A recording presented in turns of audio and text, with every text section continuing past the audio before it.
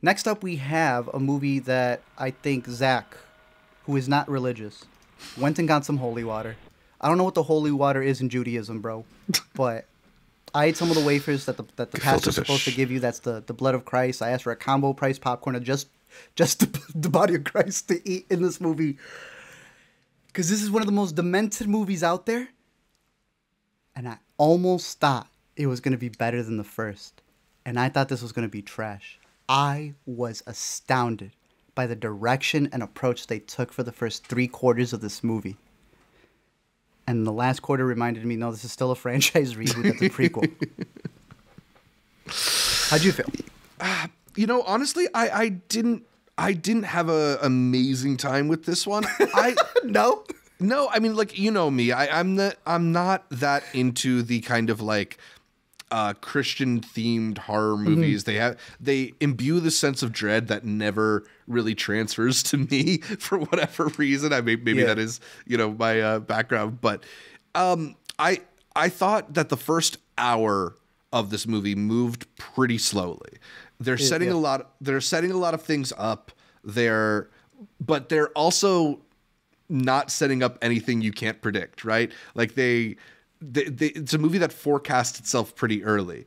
I think there are moments that, are terrifying, but I felt like I was sitting around for a while waiting for them to happen. Then about halfway through, they start like really getting into it. They start, actually showing you the evil instead of, ominously referring to it or whatever. Yeah. And I thought there was some really interesting imagery. Like there's a particular thing that's like burned into the skin of some of these characters that I thought was like an iconic visual, right? Like something that is going to stick with me.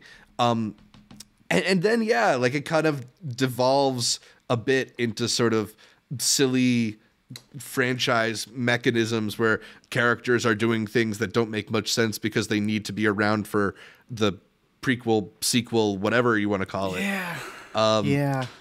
I don't know.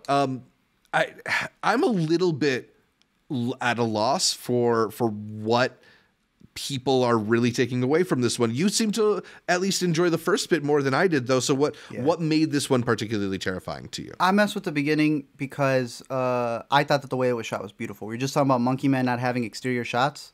Mm-hmm. The way they shot Rome was beautiful. They had some incredible just exterior shots to it. I had heard that there is a 35mm cut of this movie going around near you in LA. I wish that was playing near me. I think that the way that they approached the visuals to this movie, how they captured the elements in the church, a lot of the iconography that we were talking about comes from the original, the 666 markings.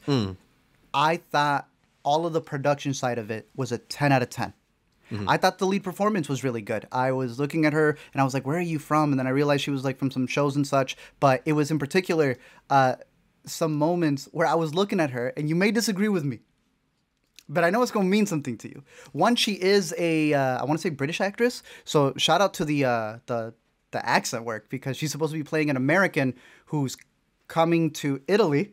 I'll leave it at that with no spoilers, to join the convent there. And that's when she starts noticing all these weird things that are happening. But in particular, there are a lot of moments where they're capturing her profiles. And she reminded me of an actress. And it kept bothering me, and it kept bothering me, and it kept bothering me. And I come home and I go, Lake Bell.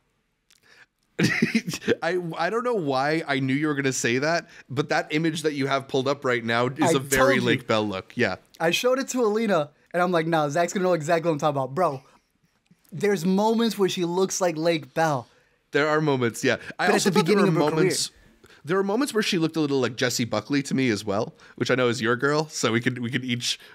I'm going to talk about her next recommend you or connect her to somebody else's girl. I thought she was great. She is very good in it. Mm-hmm. Story-wise, having seen The Omen, I don't know when was the last time you saw The Omen or The Omen remake. They're practically the same movie. Like, picking up on that lore, I thought was interesting because you could tell that it's a fan of the franchise trying to expand it before the studio, makes her do all these different things. I thought the direction from... I think this is a first-time feature director, if I'm not mistaken, Arkasha Stevenson. I've been hearing her discuss the movie, and I like the approach she was taking of... You were talking about religion, right? Yeah. I don't think this is so much a religious movie as it is a movie that uses the institution of the church to control people.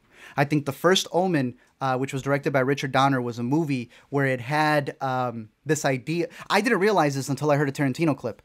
Nobody knew that The Omen was about an Antichrist baby. So you're supposed to go into the movie wondering if it's all coincidences, and that's how Richard Donner directed it. Whereas the writer was like, no, it's all like spiritual stuff. But it's supposed to be open to interpretation. That's why I think that movie holds up. Right. This movie has that up until a certain point where you're like, well, we just blew it now. Like, there's no interpretation other than this is definitely the devil. I think that's where the studio meddling probably comes in a lot with it. But I liked her approach of saying that this is a church that is trying to get, ironically, more members. Their numbers are dwindling, and they're doing clickbait stuff to be able to get more people. And that clickbait stuff just so happens to be like, if we scare people with the child of the devil, will that get people to join the church? That was an aspect that has been around from the sequels, from the novelization of the movie. And with this prequel, they're almost trying to like reestablish it as a thing that happened from the beginning. There's a lot of lore changes. I don't like some of them. We'll see how they expand on them. I think you get more questions left with you at the end of the movie than you do answers. But I like the approach that it feels like this woman doesn't understand that the faith that she has in religion is what's being abused by this almost cult that has infiltrated the church. To give you the best example, Immaculate is the twin movie that literally came out and is the exact same story. You can take both of these movies about two women who are entering the church and have this faith that is being used for nefarious reasons. The difference is both of these have a completely different ending. I respect the hell out of Immaculate's ending. It makes me want to give it another extra half star. There we go. Man, the ending to First Omen wants to have his cake and eat it too without getting into too many spoilers. It really thinks that it can do what Immaculate did, but then also have, you know, like you're saying, the flow into what is going to be the original project. And I feel like that's where it didn't fully have its stance. But it had scarier scenes. There is a child labor scene that happens early on. It's a child clinic scene, I guess, or labor clinic scene. I did not expect them to show what they showed. Turns out that it was NC-17 for like 8 months until they cut out a body part. Not the thing that goes through the body part, Zach. It was a shot of the body part on its own. Interesting. Which is ironic because that's what the movie's saying. A woman's body part to the MPAA? No. Something getting mutilated through the woman's body part, which has not left my mind, completely okay. Yeah. I think the MPAA made it worse. And that's the stuff I want to see in horror movies. That was effective to me. Yeah, that was really effective. There's this one visual where they have like candles arranged in a way that almost looks like the teeth in a jaw. That was really effective as well. There are certain moments that really transcend. That being said, I think oh yeah, the way it's arranged too is really cool. That being said, you know, you bring up Immaculate and the ballsiness of that ending. I gotta say, I think I'm Team Immaculate about the two American Nun Goes to Italy movies. Fair. Yeah. I'm having the same debate too. I have them both like head on head with each other. That's why I'm saying I got to give Immaculate that extra half star because after seeing this, there's a lot that I liked about it. And the critiques that I have, I'm like, if only the movie already did that. And that of the movie over there.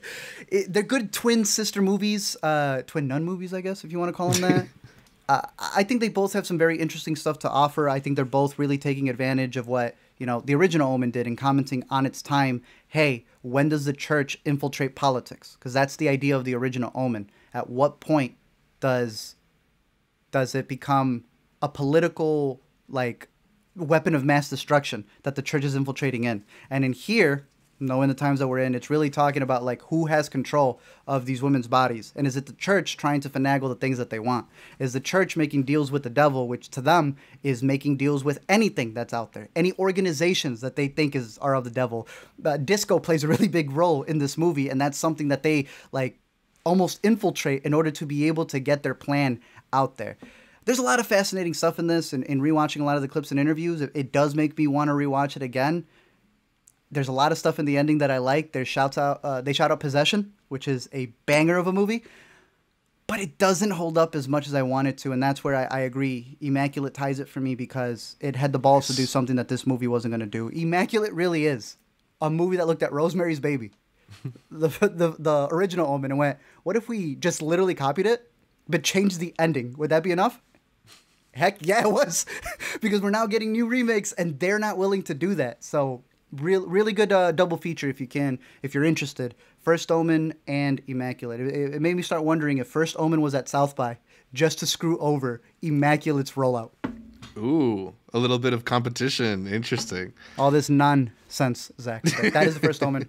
I would recommend it as a junior price in theaters for its visuals. I also think the sound design is pretty creepy. But if you're looking to do like a binge of all of them, maybe wait at home because, yeah, that franchise tacking at the end left a very sour taste in my mouth. And I'm looking forward to what the director is going to do in the future because I thought that she worked on the script, and I thought that was really solid, and I thought her direction was really solid. She's worked on, do you remember Cherry Brand Flavor, whatever that was on Netflix? Yeah, Brand New Cherry Flavor. I remember that was it. I never watched it. But. Right. That was another one that had some very interesting visuals and angles and themes.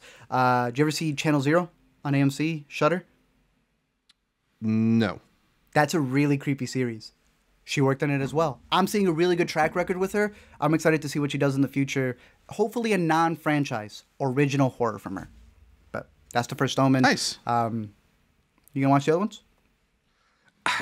I've heard, I mean, people are saying that this might be the best one in the franchise, and I didn't love it. Like, so, I don't know. Should I? Like, it sounds like we're probably going to get some more Omen movies after this one. Don't even worry about it, bro. I'll make a slasher bracket, and we'll just focus on even more gorier kills.